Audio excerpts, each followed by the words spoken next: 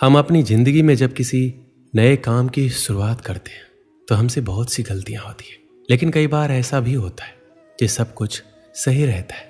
लेकिन कुछ लोग ऐसे भी होते हैं जो बार बार होने वाली गलतियों की वजह से हार मान लेते हैं। उन्हें ये लगने लगता है कि जिस काम में वो असफल हो रहे हैं वो काम करना उनके वश से बाहर है। लेकिन जो लोग अपनी गलतियों से सीखना जानते हैं वो कभी हार नहीं मानते, बेशक वो काम करने के तरीके को बदल देते हैं। हमें ये बात कभी नहीं भूलनी चाहिए कि किसी भी नए काम की शुरुआत कभी भी आसान नहीं होती और वक्त के साथ साथ हम सब कुछ सीख भी जाते हैं। हमें अपने आप पर विश्वास होना चाहिए कि हम जो काम कर रहे हैं उसमें हमें सफलता अवश्य मिलेगी। अगर हम कुछ नया सोच सकते हैं तो बेशक हम उसे कर भी सकते हैं, लेकिन उसके लिए हमें खुद पर विश्वास होना बहुत जरूरी है।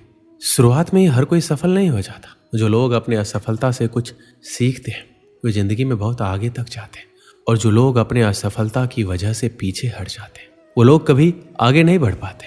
हमें पता होना चाहिए कि सफलता के साथ साथ असफलता भी जुड़ी होती है। जब भी असफलता हमको चारों तरफ से घेर लेती है तो उस समय हमको आगे बढ़ने के लिए मोटिवेशन की जरूरत होती है, क्योंकि बिना मोटिवेशन के हम परेशानियों और कठिनाइयों में उलझ कर ही रह जाते हैं और हमको कोई रास्ता नजर नहीं आता है। श्री कृष्ण कहते हैं, यदि आप जीवन में आगे बढ़ना चाहते हैं और सफलता को हासिल करना चाहते हैं तो आपके जीवन में लक्ष्य का होना बहुत ही जरूरी है, क्योंकि बिना लक्ष्य के आप अपने समय को बर्बाद करते हैं और आप किसी भी कार्य को बेहतर ढंग से नहीं कर पाते। यदि आप अपने लिए सही लक्ष्य का निर्धारण करते हैं तो आप अपने समय का बेहतर ढंग से सदुपयोग करते हैं सफलता को प्राप्त कर सकते हैं। अगर आपने अभी तक अपने लिए कोई लक्ष्य नहीं निर्धारित किया है तो आज से ही अपने लिए एक लक्ष्य का निर्धारण करें और उस लक्ष्य को हासिल करने के लिए पूरी कोशिश करें। अगर आप अपने लिए बड़े लक्ष्य निर्धारित करते हैं तो उन लक्ष्यों को छोटे छोटे टुकड़ों के अंदर बांट लें और सबसे पहले छोटे लक्ष्य से कार्य करना शुरू करें, और कुछ समय बाद आप देखेंगे आप बड़े बड़े लक्ष्यों को भी आसानी से प्राप्त कर सकते हैं। श्री कृष्ण कहते हैं, यदि आप किसी भी काम को लेकर बहुत ही ज़्यादा चिंतित हैं तो आपके दिमाग में सिर्फ उस कार्य के बारे में ही विचार आते रहते हैं और उसकी वजह से आप सही और गलत फर्क नहीं कर पाते, जिसकी वजह से आपके लिए सही निर्णय लेना काफ़ी मुश्किल हो जाता है और आप उस समय के अंदर अपने लिए कुछ गलत निर्णय ले लेते हैं, जिसकी वजह से आप कभी भी सफलता को हासिल नहीं कर पाते। तो आपको जीवन में कभी भी किसी भी कार्य को लेकर बहुत ही ज़्यादा चिंता नहीं करनी चाहिए। आपको सिर्फ और सिर्फ अपने लक्ष्य पर फोकस करना चाहिए ताकि आप लक्ष्य प्राप्ति की ओर आसानी से अग्रसर हो सके। श्री कृष्ण कहते हैं, यदि आप जीवन के अंदर सफलता को हासिल करना चाहते हैं तो आपको एक बात हमेशा याद रखनी है, आपको हमेशा अपने दिल की सुननी चाहिए और उस कार्य को दिमाग से करना चाहिए। जबकि बहुत से लोग दिमाग की सुनते हैं और दिल से कार्य करते हैं, जिसकी वजह से उनको हमेशा परेशानियों का सामना करना पड़ता है। जब आप अपने दिल की बात सुनते हैं और किसी भी कार्य की शुरुआत करते हैं तो आप उस कार्य के अंदर अपना 100% लगा देते हैं, और यदि आप किसी कार्य के अंदर अपना 100% लगाते हैं तो आपको एक ना एक दिन सफलता जरूर मिलती है। ज़्यादातर लोग दूसरों के डर की वजह से कभी भी अपने दिल की बात नहीं सुन पाते और हमेशा ऐसे कार्य करते हैं जो उनको कभी भी खुशी नहीं देते, और ऐसे कार्य करने चाहिए जो आपको लंबे समय तक खुशी दे सके। श्री कृष्ण कहते हैं, आप सबके जीवन में बहुत सारे चुनौती होते हैं, लेकिन अगर हम अपने अंदर की शक्ति को जान लें तो हम हर मुश्किल का सामना कर सकते हैं। जीवन एक संघर्ष है जिसमें हार और जीत दोनों होते हैं, लेकिन हार से हार नहीं मानना चाहिए। हमें हमेशा संघर्ष करते रहना चाहिए, हमें खुद पर विश्वास रखना चाहिए और हमेशा अपने लक्ष्य की तरफ बढ़ते रहना चाहिए। हमें अपने सपनों के लिए काम करना चाहिए और हमेशा एक सकारात्मक सोच रखनी चाहिए। जीवन में कोई भी मुश्किल हो, हमें हमेशा सकारात्मक होकर समस्या का सामना करना चाहिए। यदि हम सकारात्मक रहते हैं तो हम हमेशा अपने लक्ष्य को पूरा कर सकते हैं। श्री कृष्ण कहते हैं, सफलता कभी भी एक दिन के अंदर नहीं मिलती है, लेकिन एक दिन आपको जरूर मिलती है। जीवन में आपको कदम कदम पर कठिनाइयाँ और मुश्किलों का सामना करना पड़ता है, लेकिन यदि आप मानसिक रूप से मजबूत हैं तो आप जीवन की बड़ी बड़ी कठिनाइयों का सामना बहादुरी के साथ कर सकते हैं। जीवन में यदि आपके सामने कितनी भी बड़ी मुश्किल क्यों ना आए, आपको सिर्फ एक बात याद रखनी है और आपको बोलना है कि कोई भी मुश्किल और कठिनाइयाँ और समस्या मुझसे बड़ी नहीं है। जिंदगी में हर इंसान के जीवन में एक ऐसा समय आता है जब उसको लगता है कि अब सब कुछ खत्म हो गया है, तो उस समय यदि आपके अंदर आगे बढ़ने की हिम्मत होती है तो ही आप सफलता के शिखर को छू पाते हैं। अगर आप एक छात्र हैं, असफल हो जाते हैं, तो इसका ये मतलब नहीं है कि दोबारा प्रयास ना करें। असफलता आपके लिए एक अवसर होती है। आप इससे बहुत कुछ सीख सकते हैं। इससे आप अधिक समझदार बनेंगे और अपनी सफलता की राह को बेहतर ढंग से समझेंगे। अपने आप को माने और दूसरों के बारे में सोचना बंद करें। अपने आप को उन सफल लोगों से तुलना ना करें जो आपकी उम्र से कई गुना ज़्यादा सफल हो चुके हैं। आपका मार्ग आपका होता है और आपको उसी के अनुसार आगे बढ़ना चाहिए। अपने लक्ष्य को समझें और उसे पाने के लिए मेहनत करें। लक्ष्य स्पष्ट होना चाहिए और उसके लिए आपके पास एक योजना होनी चाहिए। सफल होने के लिए आपको अपने आप पर भरोसा होना चाहिए। आपको अपनी क्षमताओं पर विश्वास होना चाहिए। आपके पास साधन न होने की वजह से आप असफल नहीं हो सकते।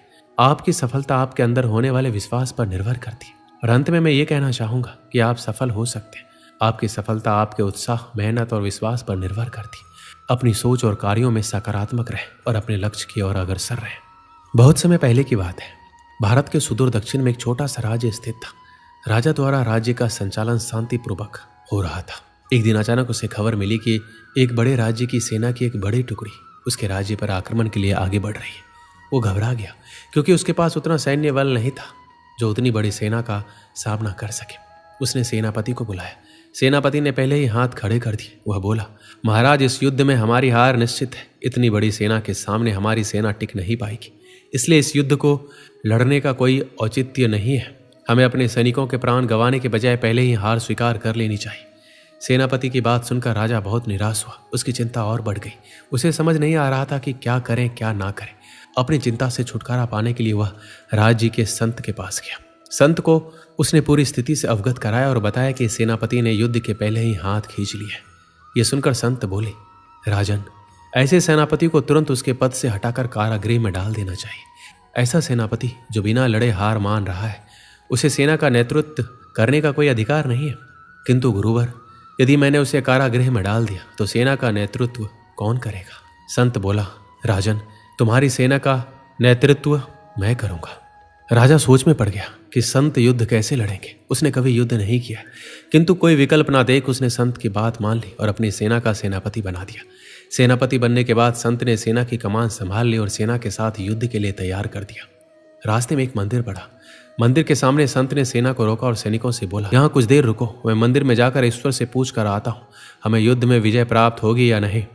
ये सुन सैनिकों ने चकित होकर पूछा, मंदिर में तो भगवान की पत्थर की मूर्ति है, वह कैसे बोलेगी? इस पर सेना की कमान संभाल रहे संत ने कहा, मैंने अपनी सारी उम्र दैवीय शक्तियों से वार्तालाप किया है, इसलिए मैं ईश्वर से बात कर लूंगा। तुम लोग यहीं रुककर मेरी प्रतीक्षा करो।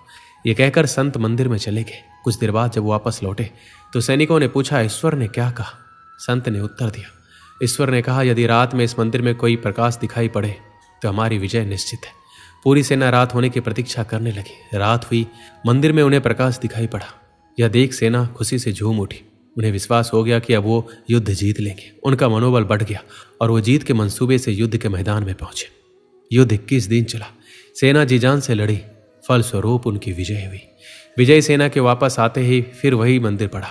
तब सैनिकों ने संत से कहा, ईश्वर के कारण हमारा विजय हुआ है, आप जाकर उन्हें धन्यवाद दिए आए। संत ने उत्तर दिया, इसकी कोई आवश्यकता नहीं है। ये सुनकर सैनिक कहने लगे, आप कितने कृतघ्न हैं। जिस ईश्वर ने मंदिर में रोशनी कर हमें जीत दिलाई, आप उनका धन्यवाद नहीं कर रहे। तब संत ने कहा, उस रात मंदिर से आने वाली रोशनी एक दिए की थी और वो दिया मैं यहाँ जलाकर लाया था। दिन में तो वो रोशनी दिखाई नहीं पड़ी, किंतु रात होते ही दिखाई देने लगी। दिए की रोशनी देखकर तुम सब ने मेरी बात पर विश्वास कर लिया और युद्ध में विजय हमारी हुई। इस तरह तुम सबका मनोबल बढ़ गया था और तुम जीत के विश्वास के साथ युद्ध में गए और असंभव लगने वाली विजय तुमने प्राप्त की। इस कहानी से हमें क्या सीख मिलती है? खुद पर विश्वास रखो और परिश्रम करते रहो। विश्वास की विजय होगी। हमारी सोच ही आगे चलकर वास्तविकता का रूप लेती है, इसलिए हमें अपनी सोच पर ध्यान देना चाहिए। सदा सकारात्मक सोचें ताकि सकारात्मक परिणाम मिले। दोस्तों, इस वीडियो में बस इतना ही। मिलते हैं अगली वीडियो में। अपना ख्याल रखिएगा। जय श्री कृष्ण।